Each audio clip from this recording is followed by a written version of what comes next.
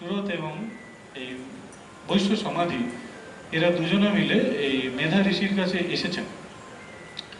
কখন এসছেন না, রাজা সুরথের রাজ্য ভ্রষ্ট হয়ে গিয়েছে, বিদেশি সৈন্য আক্রমণ করে তার রাজ্য কেড়ে নিয়েছেন, তার রাজ্য শত্রুর হাতে, তার স্ত্রী পুত্র শত্রুর হাতে। একবার কল্পনা করুন, স্ত্রী পুত্র শত্রুর হাতে বন্ধ রয়েছে, তার মনের অবস্থা কি হবে? এবং তিনি রাজ্য হারা। আর বৈশ্য সমাধিকে তারই স্ত্রী পুত্র টাকার লোভে, টাকা পয়সা নিয়ে তাকে ঘর থেকে বের করে দিয়েছে। দুটি মানুষকে নিয়ে চণ্ডী শুরু হচ্ছে, বুঝতে পারছেন? আর ভগবদ্গীতায় এর অবস্থাটা কি?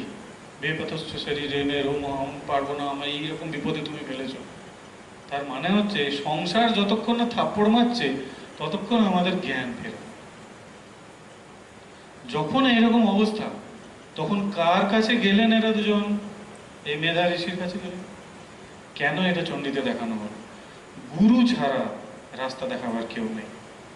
গুরুহীন কন বাতায় বাট, বরা বিকট জমঘাট। এই লোকটা মৃত্যু লোক, সব জায়গায় মৃত্যুর শাসন, যমরাজার শাসন এখানে চলছে। বরা বিকট, ভয়ঙ্কর জায়গা এটা, পুরো জগৎটাই শ্মশান জানবেন। সব সময় মানুষ মৃত্যু হচ্ছে, সব সময় কাল এখানে হাঁ করে আছে, প্রতি মুহূর্তে সে গ্রাস করছে। এটা মহা শ্মশান, এখানে এই জমের রাজত্ব, বরা বিকট জমঘাট। তো সেইখান থেকে যদি বেঁচে বেরোতে হয়, তাহলে গুরু বিনা কখনো বাতায় বাট। গুরু বাক্য ধরে যদি আপনি এই সংসার রূপ অরণ্যের মধ্যে দিয়ে না যান, বিনাশ অবশ্যম্ভাবী, কেউ বাঁচাতে পারবে না আপনাকে। এক তরি করে পারাপার, সেটা গুরু বাক্য।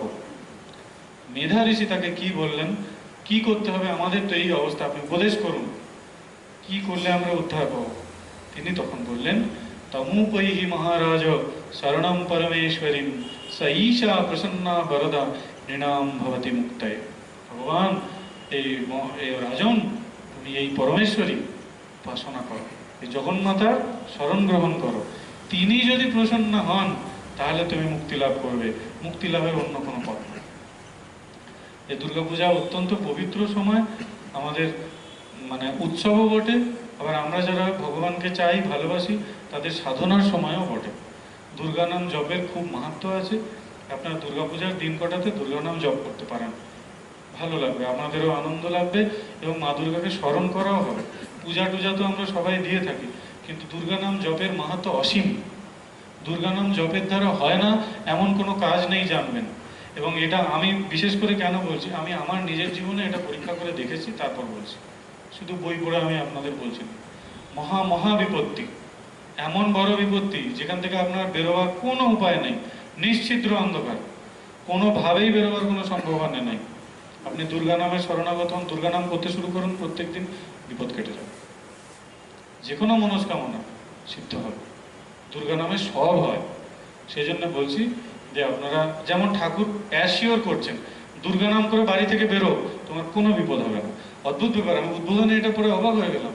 ঠাকুর মহিমাচরণকে বলছেন, দেখো অমুক জায়গায় তখন একটা ট্রেন দুর্ঘটনা হয়েছিল সম্ভবত। ঠাকুর বলছেন, দেখো ট্রেনে ঠোকাঠুকি হলো, কিছু লোক মরলো, কিছু লোক বাঁচলো, কি করে এরূপ হলো? ঠাকুর বলছেন মহিমাচরণকে, দিয়ে বলছেন, দেখো যারা দুর্গা দুর্গা বলে বেরিয়েছিল তারা বেঁচে গেল, যারা দুর্গা দুর্গা বলেনি তারা মরল। এই ঠাকুরের মুখের কথা, বুঝতে পারছেন তো? সেই জন্য বিশ্বাস করবেন, যখনই যাত্রা করুন দুর্গা দুর্গা বলে যাত্রা করবেন, একদম নিশ্চিত থাকবেন কোনো বিপদ হবে না। দুর্গা দুর্গা দুর্গা বলে যেবা পথে যায়, শুলো হস্তে শুলো পানি রক্ষা করেন তার। মহাদেব স্বয়ং তার সঙ্গে থাকেন, যে দুর্গা দুর্গা বলে।